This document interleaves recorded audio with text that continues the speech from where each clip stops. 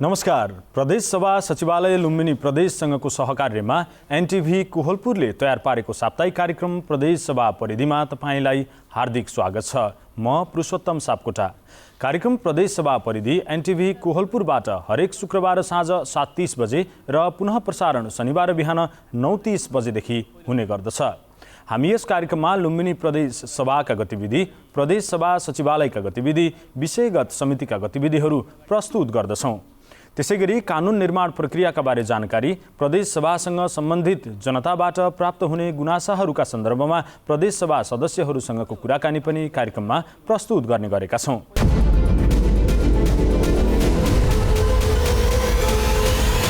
आजको अङ्कमा हामी लुम्बिनी प्रदेश सभाको बैठक पुनः स्थगित भएको प्रसङ्ग, सभाको बैठक स्थगित भएपछि विधेयकको चाङ लागेको विषय, प्रदेश सभा सदस्यसँगको कुराकानी, प्रदेशमा विषयगत समितिको भूमिका लगायतका विषयमा प्रस्तुत गर्दैछौँ।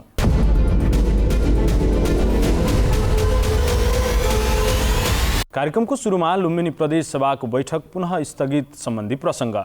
आफ्नो पार्टीले कारबाही गरेका प्रदेश सभा सदस्यलाई पदमुक्त गर्नुपर्ने माग राख्दै नेकपा एमाले गरेको विरोधका कारण लुम्बिनी प्रदेश सभाको 9औं अधिवेशन लगातार स्थगित हुँदै आएको छ।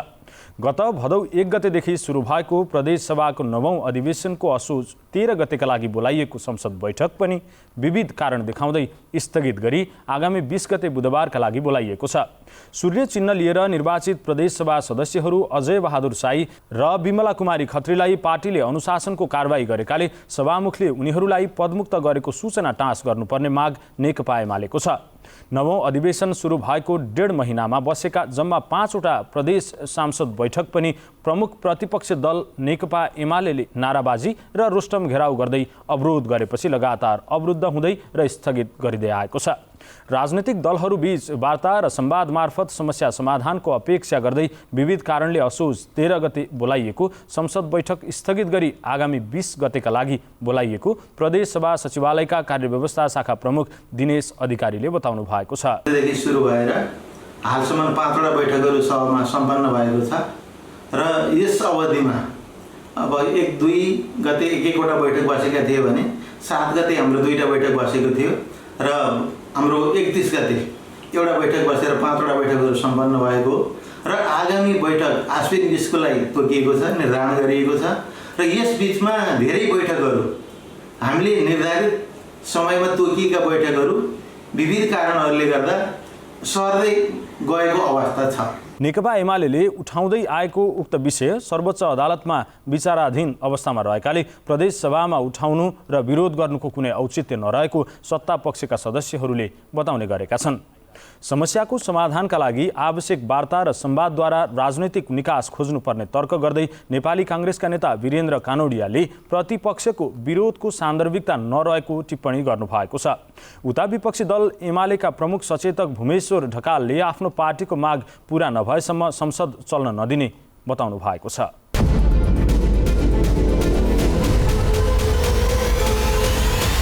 लुम्बिनी प्रदेशमा आफ्ना पार्टीले अनुशासनको कारबाही गरेका 2 जना सदस्यहरूलाई तत्काल प्रदेश सभा सदस्यबाट पदमुक्त गर्नुपर्ने माग विपक्षी एमालेको छ। सभामुखले उनीहरूलाई पदमुक्त गरेको सूचना टाँसेपछि मात्र प्रदेश संसद बैठक चल्न दिने भन्दै एमाले लगातार संसद बैठक अवरुद्ध गर्दै आएको छ। संसद बैठक सञ्चालन हुन नसक्दा सभामा विधेयकको चाङ लागेको छ। 1.5 महिनादेखि लगातार अवरुद्ध संसद बैठक सुचारू हुन नसक्दा दर्ता भई पेश भएका 7वटा विचाराधीन विधेयकहरूमाथि छलफल हुन सकेको छैन भने 3वटा विधेयक पेश हुन पाएका छैनन्। हरिश ढकालको यो रिपोर्ट। प्रदेश सभाको मुख्य काम सरकार निर्माण, कानुन निर्माण र कार्यान्वयनको पक्ष अनुगमन गर्ने हो। लुम्बिनी प्रदेश सभाबाट नयाँ सरकार गठन भएसँगै उत्पन्न नयाँ राजनीतिक परिस्थितिका कारण विगत 1.5 महिनादेखि सुरु भएको प्रदेश सभाको 9औं अधिवेशनले आफ्नो गति लिन सकेको छैन। यसबीच प्रमुख प्रतिपक्ष नेकपा एमालेको विरोधका कारण संसद बैठक पटक पटक स्थगित भएको छ भने लामो समयदेखि पटक पटक आह्वान गरिएको संसद बैठक पनि सुचारू हुन सकेको छैन। पछिल्लो समय लुम्बिनी प्रदेशमा सरकार निर्माण र कानुन निर्माणमा केही राजनीतिक र केही प्राविधिक कठिनाई उत्पन्न हुँदा प्रदेश सभामा दर्ता भएका महत्त्वपूर्ण विधेयकहरूमाथि छलफल हुन सकेको छैन। प्रदेशसभा सचिवालयमा पछिल्लो समय दर्ता भएका कुल 10वटा विधेयकमध्ये 7वटा संसद र विषयगत समितिमा विचाराधीन अवस्थामा छन् भने 3वटा विधेयक प्रदेशसभामा पेश हुन बाँकी छन्। यसबीचमा प्रदेश संसदको 5वटा बैठकहरू बसेको भए पनि प्रतिपक्षको अवरोधका कारण कुनै विधेयक उप छलफल तथा निर्णय हुन नसकेको कार्यव्यवस्था शाखाका प्रमुख दिनेश अधिकारीले बताउनु भएको छ। हाम्रो भाद्र 1 गतेदेखि 9 अधिवेशन प्रारम्भ भएको र हालसम्म 5वटा बैठकहरू सम्पन्न भएको छ। भाद्र 1, 2 र 7 गते 2टा बैठक बसेको थियो भने भाद्र 31 गते एउटा बैठक बसेर जम्मा 5वटा बैठकहरू सभाबाट सम्पन्न भएको छ र आगामी बैठकका पनि मितिहरू क्रमिक रूपमा सर्दै अब आगामी आश्विन 20 गते 1 बजेको लागि 6औं बैठक सञ्चालन हुन गइरहेको छ र विधेयकको मूल्याङ्कन गर्दाखेरिमा समय कम सभा बैठकहरू नै बसेको हुनाले हाल केही बढी विधेयकहरू बिजनेसको रूपमा सभामा रहेको अवस्था छ। मुख्यमन्त्री कुलप्रसाद केसीको नेतृत्वमा बनेको पछिल्लो सरकारमा सूर्य चिन्ह लिएर निर्वाचित भएका विपक्षी दलका प्रदेशसभा सदस्य सहभागी गराएको र त्यस्तै अर्को सदस्यले सत्ता पक्षलाई समर्थन गरी सहयोग पुर्याएको आरोप लगाउँदै नेकपा एमाले 2 जनालाई कारबाही गरेको छ। आफ्नो पार्टीले अनुशासनको कारबाही गरेका ती 2 जना सदस्यहरूलाई तत्काल प्रदेशसभा सदस्यबाट मुक्त गर्नुपर्ने माग राख्दै नेकपा एमाले सभामुखले उनीहरूलाई पदमुक्त गरेको सूचना टाँसेपछि मात्र प्रदेश संसद बैठक चल्न दिने अन्यथा नदिने भन्दै एमाले लगातार संसद बैठक अवरुद्ध गर्दै आएको छ। 1.5 महिनादेखि लगातार अवरुद्ध संसद बैठक सुचारू हुन नसक्दा प्रदेशसभामा दर्ता भई संसदमा पेश भएका 7वटा विचाराधीन विधेयकहरूमाथि छलफल हुन सकेको छैन भने 3वटा विधेयक पेश हुन नै पाएका छैनन्। प्रदेशसभा सचिवालयमा हालसम्म जम्मा 72वटा विधेयकहरू दर्ता भएको अवस्था हो। 72वटा दर्ता भएका विधेयकहरूमध्ये 22वटा विधेयकहरू पारित र प्रमाणीकरण भइसकेको छ र बाँकी रहेका 10 विधेयकहरूमध्ये 3टा सचिवालयमा दर्ता भई सभामा पेश गर्न बाँकी रहेको अवस्था छ भने 3टा विधेयकहरू सभामा विचाराधीन छन् र एउटा विधेयक समितिमा विचाराधीन रहेको अवस्था छ भने 3टा विधेयकहरू फिर्ता भएको अवस्था छ र विधेयकहरूको मोटामोटी सङ्ख्याको रूपले हेर्दा यसरी हेर्न सकिन्छ भने सभामा विचाराधीन 3 विधेयकहरू सभाको कार्य प्रक्रिया अगाडि नबढेको कारणले हाल होल्ड भएको अवस्था हो भने समितिमा रहेको विधेयकको सन्दर्भमा एउटा सामाजिक विकास समितिमा हाल माननीय सभापतिज्यू पनि नभएको हुँदा र त्यो विधेयक समितिमा नै विचाराधीन अवस्थामा रहेको छ। प्रदेशसभा सचिवालयका अनुसार हालसम्म प्रदेशसभामा कुल 72वटा विधेयकहरू दर्ता भएका छन्। तीमध्ये 62वटा विधेयकहरू प्रदेशसभा बैठक र विषयगत समितिहरूमा दफावार छलफल भई पारित भइसकेका छन्। पारित भएका ती विधेयकहरू प्रदेश प्रमुखबाट प्रमाणीकरण भई प्रदेश सरकारका लागि कानुन बनेर कार्यान्वयनको चरणमा प्रवेश गरिसकेका छन्।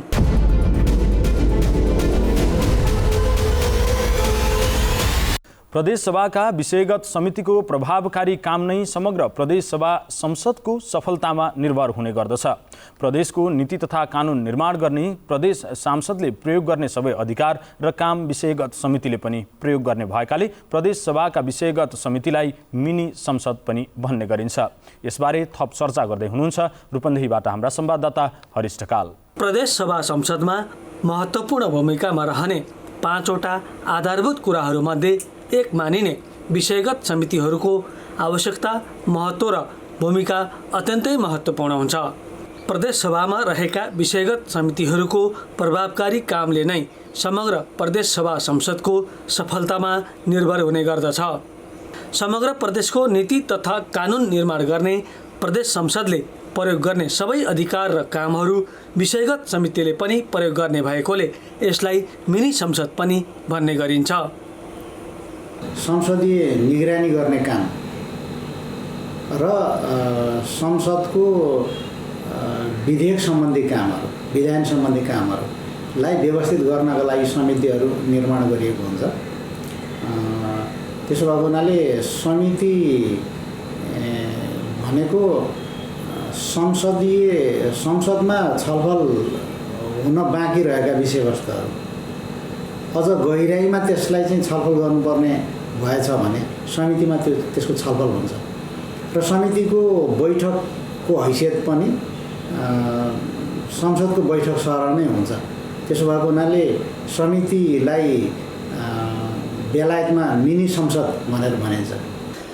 विषयगत समितिले प्रदेश सभाको कार्यप्रणालीलाई व्यवस्थित गर्ने र नियमित कार्यमा सहयोग गर्ने, कानुन निर्माणमा विशेष भूमिका खेल्ने, सरकारलाई संसदप्रति उत्तरदायी बनाउने र सरकारको कामको अनुगमन गर्नुका साथै मूल्याङ्कन समेत गर्ने गर्दछ। साथै संसदलाई आवश्यक राय, सुझाव, परामर्श र सरकारलाई निर्देशन समेत दिन सक्ने भएकोले संसदमा विषयगत समितिको महत्त्वपूर्ण भूमिका हुने प्रदेश सभा संसद सचिवालयका सचिव दुर्लभ कुमार पुन मगरले बताउनु भएको छ। समितिको सभापतिले हाम्रो संसदको सभामुख सरह नै अधिकार प्रयोग गरिरहेको हुन्छ समितिको बैठकको सन्दर्भमा। त्यसो भए कानुन निर्माणको क्षेत्रमा, नीति निर्माणको क्षेत्रमा पनि समितिको महत्त्वपूर्ण स्थान हुन्छ र अझ संसदको निगरानी सम्बन्धी सरकारलाई निगरानी गर्नुपर्ने जुन संसदीय निगरानीको कार्यभार छ त्यसको मूल जिम्मेवार त अझ संसदीय समिति नै हुन्छ। त्यसो भएको हुनाले त्यो संसदीय समितिहरू जसलाई हामीले विषयगत समिति, अङ्ग्रेजीमा सेलेक्ट कमिटिज भनेर भनिन्छ, त्यसको विशेष महत्त्व हुने गरेको छ। मन्त्रालयगत क्षेत्राधिकार समेत तोकिएको हुनाले विषयगत समिति संसदको निकै जिम्मेवार पक्ष हुने कुरा उल्लेख गर्दै सचिव पुन मगरले आवश्यकता अनुसार विशेषज्ञ, सरकारवाला र अन्य आवश्यक व्यक्ति वा संस्थालाई आमन्त्रण गरी छलफल र परामर्श गर्न सक्ने व्यवस्था समेत रहेको बताउनुभयो। प्रदेश सभाको नियमावली, हाम्रो प्रदेश सभा नियमावली 2074 को नियम 145 अनुसार विषयगत समितिहरू गठन भएका छन् र नियम 146 मा 6वटा विषयगत समितिहरूको व्यवस्था भएको छ। संसदमा पेश भएका विधेयकहरूको समीक्षा गर्ने, विधेयकमाथि दफावार छलफल गर्ने, प्रतिवेदन तयार गर्ने, संशोधनको सिफारिस गर्ने, बैठकमा गम्भीर र वस्तुनिष्ठ विषयमा छलफल गर्ने, विधायनमा सहजता र सहमति खोज्ने लगायतका महत्त्वपूर्ण कामहरू विषयगत समितिहरूले गर्ने प्रावधान रहेको छ।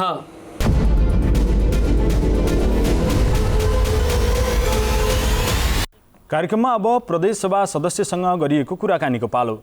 आज हामी बर्दिया जिल्लाको निर्वाचन क्षेत्र नम्बर 2 को कबाट निर्वाचित प्रदेशसभा सदस्य कुलप्रसाद पोखरेलसँग कुराकानी गर्दैछौँ। तत्कालीन नेपाल कम्युनिस्ट पार्टी एमालेबाट निर्वाचित पोखरेलले निर्वाचनका बेला मतदाता समक्ष जाहेर गर्नुभएका प्रतिबद्धताहरू पूरा गर्न आफू दत्तचित्र भएर लागेको बताउनु भएको छ। विक्रम सम्वत 2049 सालमा ताराताल गाविस अध्यक्ष, 2054 सालमा जिल्ला विकास समिति सदस्य र 2074 सालमा प्रदेशसभा सदस्यमा निर्वाचित पोखरेलले आफ्नो निर्वाचन क्षेत्रमा शिक्षा, स्वास्थ्य, सडक, खानेपानी, सिंचाई, कृषि लगायतका क्षेत्रमा उल्लेखनीय कार्य गरेको बताउनु भएको छ। प्रस्तुत छ रूपन्देही स्थित हाम्रा संवाददाता हरिश ढकालसँग गरिएको कुराकानीको सम्पादित अंश। र घोषणापत्रमा जारी गरिएका अधिकांश कुराहरू त हामी पालना गर्यौँ। केही कुराहरू अन्तर पार्टी खिचलोका कारण जुन चाहिँ आयोग नियोगहरू बन्न सकेनन्। मूलत बर्दिया जिल्ला सुकुम्बासी समस्या पनि रहेको जिल्ला, भूमि सम्बन्धी भूमिलाई नियमन गर्नुपर्ने, अव्यवस्थित बसोबासलाई व्यवस्थित गर्नुपर्ने र भूमिहीनहरूलाई भूमि उपलब्ध गराउनुपर्ने, दलित, जनजाति आदि चाहिँ आदिवासीहरूलाई भूमि वितरण गर्नुपर्ने, यी कुराहरू आयोगको कारणले ढिलो भएको कारणले आयोग ढिलो बन्यो र समयमा आयोग बनेन।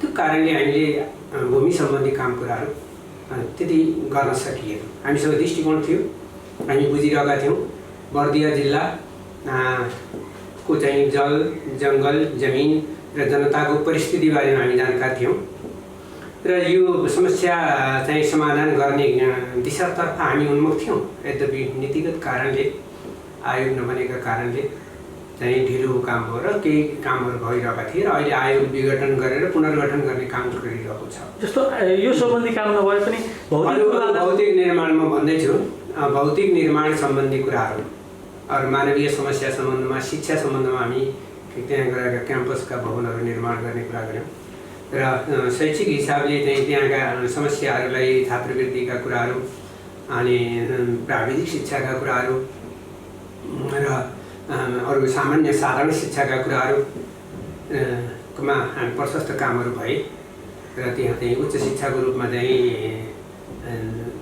मनुजा टिका सिंह क्याम्पस चाहिँ बुढीगाउँ चाहिँ चुरे चाहिँ क्याम्पस बग्ना र चाहिँ गुराँस माध्यमिक विद्यालय चाहिँ साबिकको सानो छिरिक अहिलेको मधुबन नगरपालिका र क्याम्पसहरू भवनहरू निर्माण गर्ने कुरा हामीले गऱ्यौँ पहल कदमीमा र शैक्षिक तथा भौतिक व्यवस्थापनका कुरा गऱ्यौँ। शिक्षाका सम्बन्धमा स्वास्थ्यका सम्बन्धमा पनि हामीले त्यो प्रदेश सरकारको लिमिट बजेटभित्र रहेर बर्थिङ कतिपय ठाउँहरूमा बर्थिङ सेन्टरहरू बनाउने अनि स्वास्थ्यकर्मीहरूको चाहिँ लाई सेवा सुविधा उपलब्ध गराउने कुरा र जनतालाई जीवनस्तरलाई जहाँ स्वास्थ्य सम्बन्धी कुराहरू औषधिको पहुँच गर्ने कुरालाई हामीले गऱ्यौँ र यो समयमा कोभिडको महामारी जुन विश्वव्यापी महामारी फैलियो र हाम्रो अवस्था एकदमै नाजुक अवस्था थियो। स्वास्थ्यको अवस्था एउटा चाहिँ सामान्य परीक्षण गर्नलाई पनि विदेश जानुपर्ने अवस्था थियो र त्यसलाई प्रदेशको पहल कदमीमा क्वारेन्टाइनहरू निर्माण गर्ने, बिरामीहरूलाई औषधि उपचार गराउने र टाढा टाढा रहेका चाहिँ जुन वर्गीय जिल्लावासी चाहिँ जनसमुदायहरू बाहिरबाट आउने कोसिस गर्नुभयो जुन चाहिँ उसमा त्यो बेलामा उहाँहरूलाई घरसम्म पुग्ने कुरामा बाटोमा आपतकालीन व्यवस्थापन गर्ने कुरामा प्रदेश सरकारले सहयोग गर्यो र हामीले पनि त्यसमा लागेर कुराहरू गऱ्यौँ र स्वास्थ्य क्षेत्रमा अहिलेको स्थितिमा सुधार आइरहेको छ। अहिले परीक्षण गर्न सक्ने चाहिँ एन्टिजन पिसिआर परीक्षण गर्न सक्ने क्षमतामा चाहिँ हस्पिटलहरूको वृद्धि भएको छ। स्वास्थ्य सम्बन्धी केही निश्चित औषधिहरू नेपाल सरकारले निर्धारित गरेका औषधिहरू आपूर्ति गर्ने कुरा गरिरहेको छ। कोभिडबाट चाहिँ मृत्यु हुने परिवारका लागि 1 लाख रुपियाँ उपलब्ध गराउने काम कुरा पनि गरिरहेको छ र त्यो हाम्रो निर्वाचन क्षेत्रमा पनि हामीले पहल कदमी गरेर यसलाई छिटो छरितो गर्ने कुराहरू गरिरहेका छौँ। त्यसै गरी भौतिक निर्माण सम्बन्धमा सडकहरू निर्माण गर्ने कुरा हामीले प्रशस्त सडकहरू निर्माण गर्ने, प्रदेश सडक निर्माण गर्ने कुरा हामीले गऱ्यौँ। 14 मिटरको बाटोहरूलाई स्पानको हिसाबले जाने कुरा हामीले निर्धारित गऱ्यौँ। यसै गरी चाहिँ पर्यटन मार्ग बनाउने कुरा पनि हामीले गऱ्यौँ र सडकहरूको अहिले क्रमागत रूपमा सडकहरूको निर्माण भइरहेको छ र भौतिक निर्माणका कुराहरू पनि प्रशस्त भइरहेका छन्। त्यसै गरी चाहिँ अक्सर गरी हामीले मेरो निर्वाचन क्षेत्रमा 21वटा खानेपानीहरू सञ्चालित छन् र ती खानेपानीहरूलाई जनतालाई स्वच्छ खानेपानी आपूर्ति गर्ने कुरामा हामी प्रशस्त कामहरू गऱ्यौँ र यसरी चाहिँ हामी स्वास्थ्य क्षेत्रमा, शिक्षा क्षेत्रमा, भौतिक निर्माणको क्षेत्रमा र त्यसै गरी जनतालाई सेवा सुविधाहरू प्रवर्धन गर्ने कुराहरू पनि गऱ्यौँ। कृषिको क्षेत्रमा पनि अब कृषिलाई एउटा चाहिँ एक क्षेत्र एक पकेट चाहिँ गरेर तरकारी खेती सम्बन्धी कुराहरू, सडकको वारिपार गर्ने तरकारी खेतीका कुराहरू, पशुपालन सम्बन्धी मङ्गुर पालनहरू, बाख्रा पालन, कुखुरा पालन र चाहिँ भैँसी तथा गाई भैँसी पालन, पशुपालन तथा दुग्ध व्यवसाय दुवै क्षेत्रमा चाहिँ हाम्रो क्षेत्रमा प्रशस्त कामहरू भइरहेका छन्। जो उत्साही हुनुहुन्छ, जो लाग्नुहुन्छ र उत्पादनमा अनुदान दिने हिसाब प्रोडक्सन बेसिसमा चाहिँ उत्पादन, दुधमा अनुदान र त्यसै गरी एक क्षेत्र एक चाहिँ स्मार्ट चाहिँ हिसाबले स्मार्ट कृषिको रूपमा पनि हामीले चाहिँ कार्यक्रमहरू अगाडि बढायौँ। स्मार्ट कृषि गाउँ जस्तो अघि सडकको कुरा गर्नुभयो, सडक पुलहरू सम्बन्धीमा ठोस यहाँ यो सडक बने, यहाँ यो पुल बने भन्ने खालको केही भन्न सक्नुहुन्छ? सडक छ। अब ठाकुरद्वारामा हामी ठाकुरद्वारा पर्यटन मार्ग निरन्तर रूपमा अगाडि बढाइरहेका छौँ।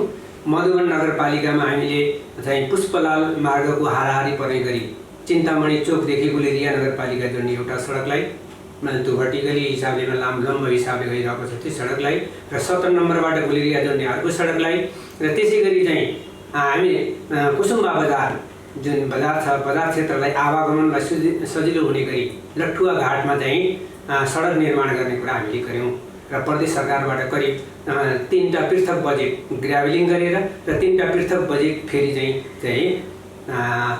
त्यसलाई चाहिँ पिच गर्ने काम कुरा गरेर सडकको पहुँच हामीले बढाइरहेका छौँ। त्यसै गरी 12 बर्दियासँग जोड्ने गरी पुलहरू निर्माण गर्नेमा पनि हाम्रो पहल कदमी रह्यो र हामीले अक्सर गरी चाहिँ सङ्घीय सरकार, प्रदेश सरकार र स्थानीय सरकार बीच समन्वय गर्ने, कोअपरेसन, कोअर्डिनेसन गरेर योजनालाई योजनाबद्ध ढङ्गले अगाडि जाने कुरामा हाम्रो सहयोग रह्यो र मैले अक्सर गरी मेरो लामो अनुभव पनि भएको हुनाले म पूर्व गाविस अध्यक्ष, जिल्ला विकास समिति बर्दियाको सदस्य र म चाहिँ लामो अनुभव भएको कारणले म चाहिँ जनप्रतिनिधि भएर पार्टीको प्रतिनिधि पनि रहेर काम गरिरहेको कारणले बर्दिया जिल्लासँग म परिचित थिएँ। त्यहाँका समस्या सम्बन्धमा त्यो समस्यालाई समाधान गर्ने चाहिँ कुराहरूको सम्बन्धमा म परिचित थिएँ र बजेटको सीमा त आफ्नो ठाउँमा छ।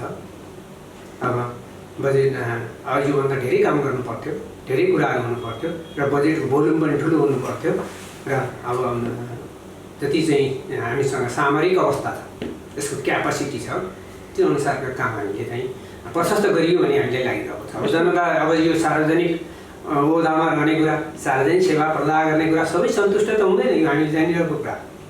सबै मान्छे सन्तुष्ट हुनु त हुँदैन, किन भन्दा थप प्रगति गर्ने, थप कुराहरू गर्ने, अग्रगमन गरिरहने कुराहरू तैपनि मात्रात्मक ढङ्गले हामी पनि सेटिस्फाइड छौँ र यो प्रदेश सरकारले जुन योजनाबद्ध अर्थनीतिको कुरा गर्यो, प्लानेड इकोनोमीको हिसाबले गइरहेको थियो हरेक क्षेत्रमा, सहर निर्माण गर्ने कुराहरूमा, पानीको निकास गर्ने कुराहरूमा, कुसुम्बा बजारकोमा चाहिँ त्यहाँ ढल निकास गर्ने कुरामा पनि मैले गत वर्ष 1 करोड रुपियाँको काम भयो, 10वटा पुलहरू निर्माण भए र केही चाहिँ ढलको काम भयो र यो वर्ष पनि 1 करोड रुपियाँ हामी प्रस्ताव गरिरहेका छौँ। तर यो वर्ष हामीलाई लागिरहेको छ सरकारको फेरबदल जुन भइरहेछ, यो चाहिँ हिजो 6वटा मन्त्रालय थिए प्रदेशमा, 6वटा मन्त्री र त्यही अनुसारको खर्च पर्दो थियो भने अहिले 13वटा मन्त्रालय बनाउने, अब मन्त्रालय, विभाग, निर्देशनालय र त्यो तत्सत सम्बन्धी कार्यालयहरू जिल्ला जिल्लामा स्थापना गर्ने भन्नाले ठुलो भोल्युम यतैमा खर्च हुने हामीले देखिरहेका छौँ। र अहिले आइरहेको छ, हिजो हामीले जुन सम्पूर्ण हामी कहाँ लगानी गर्ने कुरामा बजेटको संवैधानिक व्यवस्था छ, समानीकरण बजेट, सम्पूरक बजेट र विशेष अनुदान र चाहिँ सशक्त छ। अहिले सशर्तका योजनाहरू काटेर यो सरकार अहिले गठन भइसकेपछि सशर्तका योजनाहरू कार्यान्वयन, अहिले बजेटै कार्यान्वयन भइरहेको छैन। गत वर्ष गरिएका कार्यक्रमलाई निरन्तरता दिने वा नदिने थाहा पनि छैन। तर सशर्तका योजना करिब 5 करोडका योजना त हाम्रो मधुबनमा गरिरहेका थिए। हामीले प्रस्तावित गरेका बजेटको किताबमा परेका योजनाहरू त्यसलाई अहिले 40 लाख मात्रै पाउने गरी जम्मा 1 करोडको योजनामा जाने काम सरकारले हामीलाई निर्देशन गरिरहेको छ। अब एउटा पालिकामा 5 करोड, अर्का पालिकामा 5 करोड र मेरो त 3टा हाम्रो चाहिँ साबिकको चाहिँ 12 बर्दियाको चाहिँ बानियावाड 3टा वार्ड, अहिले 12 बर्दियाको 3टा वार्ड पर्छ। त्यो 3टा वार्ड गरेर करिब हाम्रो चाहिँ 13 करोड रुपियाँ बराबरका योजनाहरू काटिने परिस्थिति छ। यो हाम्रो गल्ती त होइन नि, यो सरकारको कारणले खर्च बढिरहेको कारणले, सरकारको फेरबदलका कारणले यो परिस्थिति निर्माण भएको छ र जनता जनार्दनले बुझ्नु पर्ने अवस्था छ।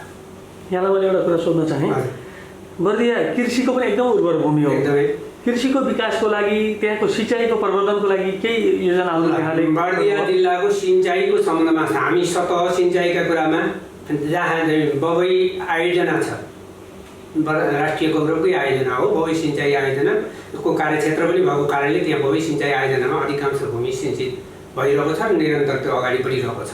त्यसका बावजुद पनि जुन चाहिँ सिँचाइ नपुगेको छ, चाहिँ ठाकुरबाबा नगरपालिकाको जुन उत्तरी बेड छ, त्यहाँ चाहिँ सतह सिँचाइले, जिल्ला सिँचाइ जुन प्रदेशको कार्यालय छ, त्यहीबाट पनि सिँचाइका योजनाहरू, तटबन्धनका योजनाहरू अगाडि बढिरहेका छन्। हामीलाई थाहा छ।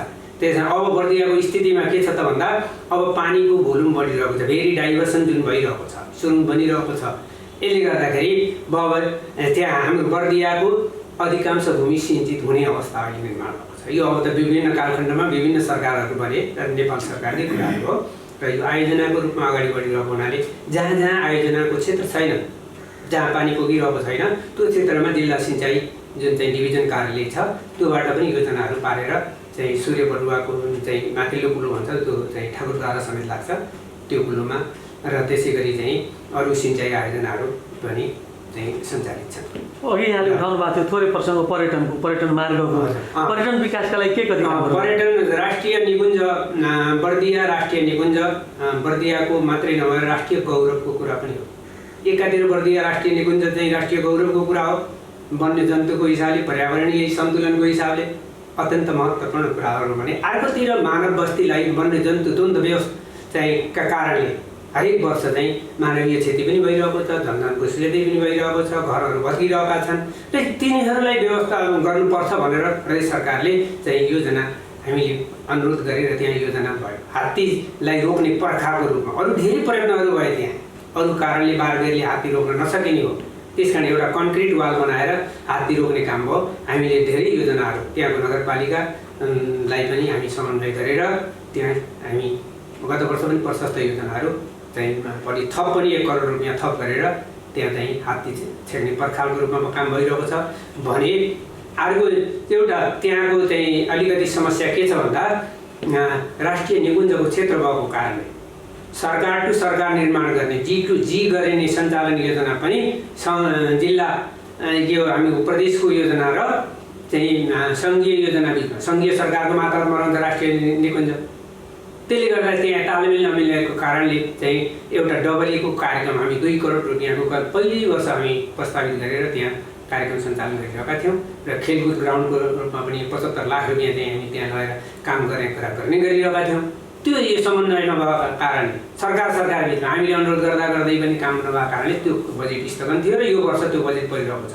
अब मलाई थाहा छैन यो अहिलेको वर्तमान सरकारले कार्यान्वयन गर्छ वा गर्दैन, तर त्यो बजेट अहिले रिपिट गरेर राखिरहेको छ। र त्यसै गरी ढल निकास नभएको हुनाले कुसुम्बा बजार क्षेत्रको जुन वार्ड नम्बर 8 सँग छ, कुसुम्बा बजार प्लस वार्ड नम्बर 8 को जुन चाहिँ सरहद छ त्यहाँ 4.9 किलोमिटर बराबरको सडक निर्माण गर्ने र दायाँ बायाँ चाहिँ नाली पनि निर्माण गर्ने गरी योजना त्यसको चाहिँ एउटा चाहिँ कन्सल्टेन्सीबाट सर्वे भइकन आइरहेको छ र त्यो योजना पनि यो सरकारले लागू गर्छ वा गर्दैन। हामीले किन भन्दा अधिकांश योजनाहरू काटिने सङ्केत देखिरहेका छौँ। खर्च कम भएर वा अब दृष्टिकोणको कुरा हो अन्त सिफ्ट गर्ने कुरा हो कि, तर चाहिँ किन भन्दा सरकारभन्दा बहुदलीय सिस्टममा बहुलवादी सरकारको परिवर्तन हुने नौलो कुरा होइन, तर योजनाहरू भूगोलका योजनाहरू निरन्तर हुनुपर्छ हाम्रो माग छ। किन भन्दा सरकार त एबिसिडी जो गर्दा बहुदलीय व्यवस्थामा अर्को पनि सरकार बन्न सक्छ है। त्यो हामीलाई चाहिँ सरकारको फेरबदल भयो यो सरकारले गर्दैन होइन, तर सरकारसँग हाम्रो कुरा के हो भन्दा यो सरकार जनताप्रति उत्तरदायी सरकार हुनु पर्यो, जवाफदेही सरकार हुनु पर्यो र निरन्तर बनिरहेका योजना जनताकै योजना हो नि। बहुदलीय व्यवस्था पनि जनता जनार्दन सबैका हो। जनताले चुन्ने पाउने छनौट गर्न पाउने सरकार निर्माण गर्ने कुरा जनाधिकारको कुरा हो।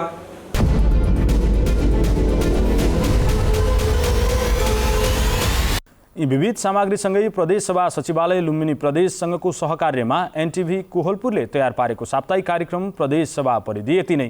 प्रदेशसभासँग सम्बन्धित गुनासाहरू, कानुन निर्माणबारेको कौतूहलता र समग्र कार्यक्रमबारे तपाईँका केही सल्लाह सुझाव भए प्रदेशसभा परिधि @gmail.com अथवा फेसबुक लाइभ भइरहेको पेजमा म्यासेज छोड्न सक्नुहुनेछ।